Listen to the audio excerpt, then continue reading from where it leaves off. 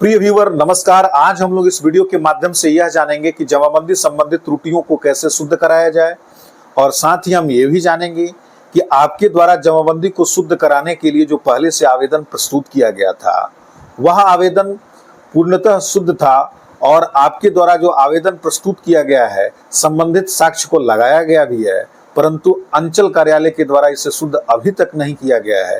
तो इसके लिए आप क्या करें? दोनों ही समस्याओं के निराकरण के लिए आइए समाधान ढूंढते हैं।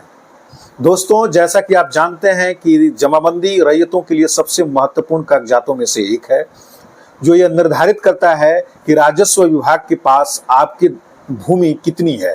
यानी राजस्व विभाग प्रमाणित दस्तावेजों के माध्यम से यह आपको बता देता है कि आप इतनी भूमि इस प्लॉट पर होल्ड करते हैं। तो इसका सही होना अति आवश्यक है। सही होने और नहीं होना आप कैसे इसकी जानकारी लेंगे? तो इसको आप मौलिक दस्तावेजों से इसकी आप मिलान करेंगे। मौलिक दस्तावेज आपके लिए अगर मान लेते हैं कि आपने बैनामा की भूमि ली है तो वह मौलिक दस्तावेज आपका डीड है और डीड में जो भी एंट्रियां की गई हैं उससे जमाबंदी की एंट्री साम्यता रखती है या नहीं रखती है, इसकी आप जांच कर लें। एंट्री का मतलब यहाँ ये है कि नाम, पता के साथ साथ पिता का नाम, खाता संख्या, खेसरा संख्या, रकबा और लगान जो निर्धारित किया गया है उसमें साम्यता है या नहीं है। अगर किसी भी स्तर पर अगर साम्यता नहीं है तो आप जानते हैं कि जब आप सरकारी योजनाओं का लाभ लेने जाएंगे तो इन मूल दस्तावेजों से मिलान जब किया जाएगा या आपका नाम जब आधार कार्ड से मिलान किया जाएगा और अलग होगा तो सरकारी योजनाओं का लाभ लेने में आपको दिक्कत होगी। इसके साथ ही साथ अन्य सारे कागजातों को जब आपको प्रमाण के रूप में प्रस्तुत करना पड़ेगा और जमाबंदी की एंट्री से उसकी साम्यता नहीं रहेगी तो उसका लाभ भी आपको नहीं मिल पाएगा। तो यह आवश्यक हो जाता है कि इसको आप शुद्ध करावें। जमाबंदी को शुद्ध नहीं कराने से एक ये भी रैयतों को भय बना रहता है कि हमारे साथ कहीं फर्जीवाड़ा ना हो जाए। तो इसके लिए आवश्यक है कि समय रहते आप जमाबंदी संबंधित किसी भी प्रकार की कोई त्रुटि है, चाहे वह नाम को लेकर के हो, रकबा को लेकर के, खिसरा को लेकर के या चौहद्दी को लेकर के हो, तो आप त्वरित आवेदन प्रस्तुत करें और यह आवेदन परिमार्जन प्लस के माध्यम से आप प्रस्तुत कर सकते हैं। आवेदन कैसे प्रस्तुत करेंगे? तो इसके लिए बिहार भूमि की साइट पर आप जाएंगे और परिमार्जन प्लस वाले टैब को आप सिलेक्ट कर लेंगे। सिलेक्ट करने के बाद से जैसे ही आप लॉगिन करेंगे, लॉगिन करने के बाद से आप परिमार्जन हेतु आवेदन को ओपन करेंगे।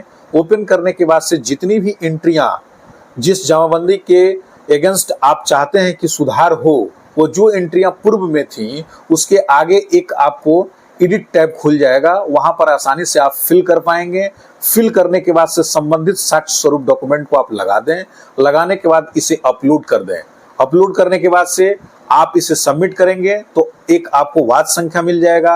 वाद संख्या मिल जाने से आप कुछ दिनों का आप वेट करेंगे।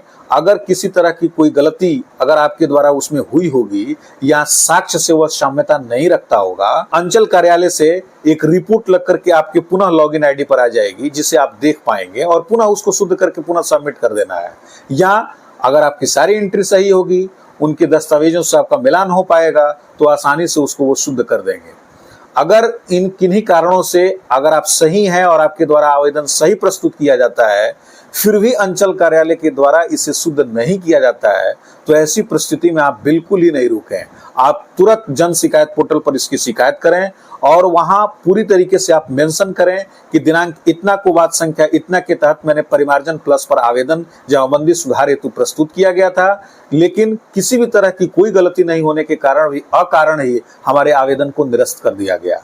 संबंधित जो DCLR हैं इससे अवगत होंगे और हो सकता है कि इस पर वो कार्रवाई करें और आपका जो परिमार्जन है वो शुद्ध हो जाए। दोस्तों, यह वीडियो आपको कैसी लगी? अगर अच्छी लगी हो तो इसे लाइक कीजिए, शेयर कीजिए। कोई भी दुविधा अगर आपके दिमाग में हो तो कमेंट सेक्शन में निश्चित पूछिए, मैं उसका उत्तर त्वरित देता हूं। मेरे चैनल को सब्सक्राइब करना बिल्कुल ही मत भूलिए। आपने अपना कीमती समय मेरे चैनल पर अभी तक दिया, इसके लिए बहुत बहुत धन्यवाद।